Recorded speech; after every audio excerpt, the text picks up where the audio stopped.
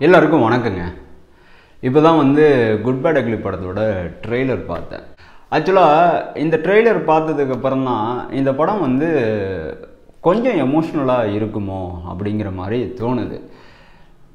இதுக்கு முன்னாடி தமிழ் சினிமா இண்டஸ்ட்ரியில் பார்த்தீங்கன்னா அம்மா பையன் இல்லைன்னா அண்ணன் தங்கச்சி இந்த மாதிரி சென்டிமெண்ட் உள்ள படங்கள் தான் அதிகமாக வந்திருக்கு. ஆக்சுவலாக தலஜித் அசல் படத்தில் அப்பா பையன் சென்டிமெண்ட்டை பிரதிபலிக்கிற மாதிரி இவர் நடிச்சிருப்பார். நீங்கள்லாம் பார்த்துருப்பீங்க, யாரும் மறந்துருக்க மாட்டீங்க. ஆனால் அசல் படத்தில் அப்பா பையன் சென்டிமெண்ட்டு பெருசாக ஒர்க் அவுட்டே ஆகலை. ஆனால் அப்பா இல்லாதவங்களுக்கு அசல் படம் கண்டிப்பாக கனெக்ட் ஆகிருக்கும். ஆனால் இப்போ உள்ள ஜென்ரேஷனுக்கு ரொம்ப ஓவர் டோஸான சென்டிமெண்ட் உள்ள படங்கள் பெருசாக பிடிக்கிறதே கிடையாது. ஆக்சுவலாக கேஜிஎஃப் படத்தில் பார்த்தீங்கன்னா அம்மா சென்டிமெண்ட்டு இருக்குது, பட் ஆனால் ஓவர் டோஸாக இருக்காது. அதே மாதிரி புஷ்பா படத்தில் பார்த்தீங்கன்னா சென்டிமெண்ட்டு இருக்குது, அதாவது ஒய்ஃப் சென்டிமெண்ட்டு, ஆனால் பெருசாக ஓவர் டோஸாக இருக்காது. இப்படி பக்கா கமர்ஷியலில் ரிலீஸ் ஆன முந்தைய படங்கள்லாம் பார்த்தீங்கன்னா எமோஷ்னல் ஓவர் டோஸாக இல்லாமல் வைலன்ஸு கொஞ்சம் ஹெவியாக இருந்ததுனால படம் பட்டி தொட்டியவங்க பரவலாக ஹிட் அடிச்சிச்சு. இந்த வரிசையில் தான் குட் பேட் அக்லி திரைப்படம் கண்டிப்பாக இருக்க போகுது. புரியலையா? தெளிவாகவே சொல்கிறேன். இந்த படத்தில் அப்பா பையன் சென்டிமெண்ட்டு கண்டிப்பாக இருக்குங்க. இந்த படத்தோட கதையை இந்த சென்டிமெண்ட்டில் தான் ஆதிக் ரவிச்சந்திரன் எழுதியிருக்காரு. ஸோ படத்தோட திரைக்கதையும் நாம் எதிர்பார்த்ததை விட சிறப்பாகவே இருக்கும். பட் ஆனால் அப்பப்போ அப்பா பையன் சென்டிமெண்ட்டு இந்த படத்தை பொறுத்த வரைக்கும் லைட்டாக தலை தூக்குங்க. ஓகேங்களா? படம் பார்க்குறதுக்கு, அதாவது படம் பார்க்க போகிறதுக்கு முன்னாடி இந்த படம் கொஞ்சம் சென்டிமெண்ட்டாக இருக்கும் அப்படிங்கிற மைண்ட் செட்டில் போங்க. ஆனால் ஒரு ப்ராப்பரான ஒரு கமர்ஷியல் படம் பார்த்த அந்த ஃபீலை குட் பேட் அக்லி திரைப்படம் கண்டிப்பாக கொடுக்கும். ஆக்சுவலாக தலஜித்தை பொறுத்த வரைக்கும் இவர் நடித்த முந்தைய படங்கள்லாம் நல்லா உன்னிப்பாக கவனித்து பார்த்தீங்கன்னா பெருசாக ரொம்ப வைலன்ஸு இருக்கவே இருக்காது. மங்கத்தா படத்தில் கூட பார்த்தீங்கன்னா வைலன்ஸு பெருசாக இருக்காது. அதே மாதிரி பில்லா முதல் பாகத்துலேயும் பில்லா இரண்டாம் பாகத்துலேயும் வைலன்ஸு பெருசாக ரொம்ப அதிகமாக இருக்காது, ஓவர் டோஸாக இருக்காது. உதாரணத்துக்கு புஷ்பா, கேஜிஎஃப், ஸோ இந்த இரண்டு படங்களை சொல்லலாம். ஆனால் இந்த இரண்டு படங்கள்லையும் பார்த்தீங்கன்னா பெருசாக கதையும் இருக்காது. ஆனால் இந்த இரண்டு படங்களில் திரைக்கதை ரொம்ப அழுத்தமாக இருக்கும். ஸோ அதே மாதிரி தான் இந்த படத்துலேயும் வைலன்ஸு கொஞ்சம் அதிகமாக இருக்கும், திரைக்கதையும் கொஞ்சம் அழுத்தமாக இருக்கும். ஸோ இந்த படம் முழுக்க தலஜித்தோட ரசிகர்களுக்காண்டி உருவாக்கப்பட்ட ஒரு திரைப்படம். இதை யாரும் மறந்துடாதீங்க. அப்போ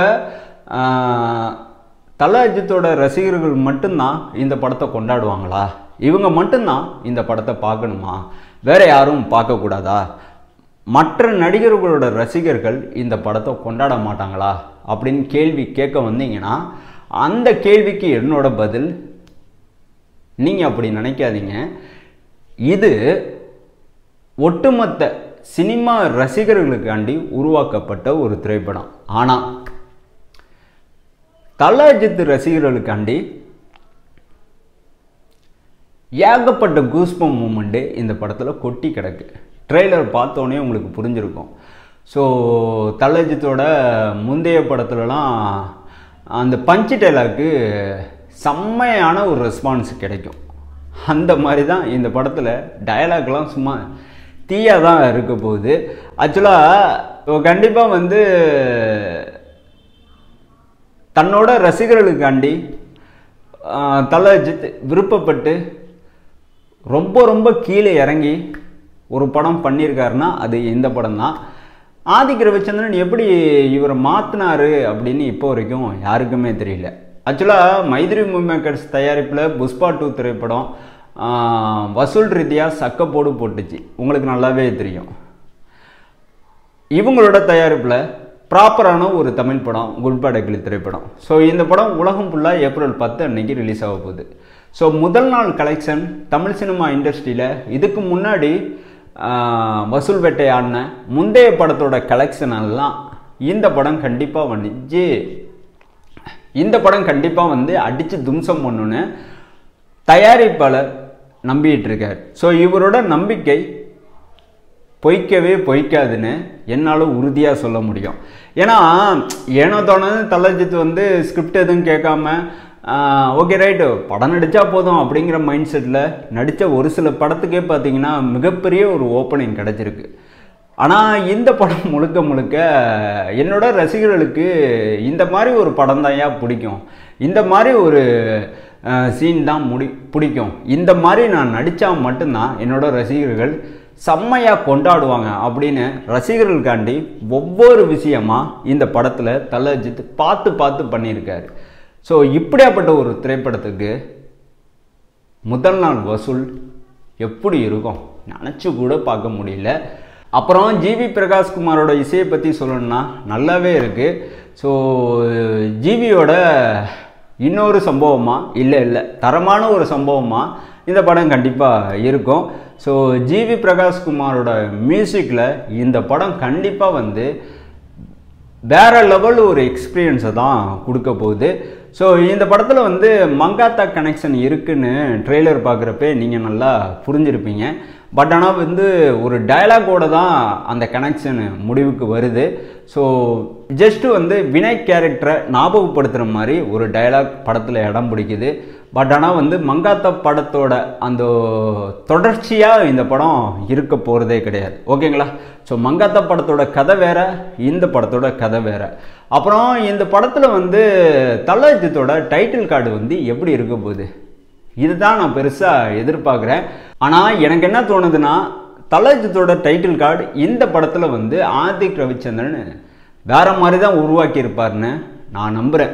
எப்படி வந்து விக்ரம் படத்தில் வந்து கமல் சாருக்காண்டி வேறு மாதிரி ஒரு டைட்டில் கார்டை லோகேஷ் கனகராஜ் டிசைன் பண்ணாரோ, எப்படி வந்து லியோ படத்தில் விஜய் இவங்களுக்காண்டி வேறு மாதிரி ஒரு டைட்டில் கார்டை லோகேஷ் அவர்கள் எப்படி டிசைன் பண்ணாரோ, எப்படி நெல்சன் அவர்கள் ரஜினி சாரோட அந்த கேரக்டர் வந்து ஜெயிலர் படத்தில் எப்படி வந்து வேறு மாதிரி ஒரு டிசைன் பண்ணாரோ, அதே மாதிரி தான் ஆதிக் ரவிச்சந்திரனை பொறுத்த வரைக்கும் தலஜித்தோட டைட்டில் கார்டும் சரி, இவரோட கேரக்டரும் சரி இந்த படத்தில் வேறு மாதிரி தான் டிசைன் பண்ணியிருக்காரு. ஸோ படம் பார்க்குறப்ப இந்த மேட்ரு மட்டும் செம்ம சர்ப்ரைஸாக இருக்கும். ஸோ கிட்டத்தட்ட இந்த படம் வந்து ஒட்டுமொத்த தலஜித் ரசிகர்களுக்காண்டி உருவாக்கப்பட்ட ஒரு திரைப்படம். ஸோ கொண்டாட்டத்துக்கு தயாராக இருங்க. கண்டிப்பாக வந்து மிகப்பெரிய ஒரு ஓப்பனிங் இந்த படத்துக்கு இருக்க தான் போகுது. தமிழ் சினிமா இண்டஸ்ட்ரியில் இதுக்கு முன்னாடி ரிலீஸ் ஆன முந்தைய படத்தோட ஓப்பனிங்கை இந்த படம் வந்து அடித்து தும்சம் பண்ண போகுதுன்னு என்னால் உறுதியாக சொல்ல முடியும். ஸோ ஏப்ரல் 10 சுவர்சாட்டாக சொல்கிறேன், ஓஜி சம்பவம் கண்டிப்பாக இருக்குது. வேறு மாதிரி ஒரு ஓஜி சம்பவமாக இருக்கும். எனிவே இதுக்கு மேலே பேசுகிறதுக்கு எதுவுமே இல்லை. இந்த வீடியோ இதோட முடிஞ்சு நான் உங்களை அடுத்த வீடியோவில் கண்டிப்பாக வந்து சந்திக்கிறேன். தேங்க்யூ.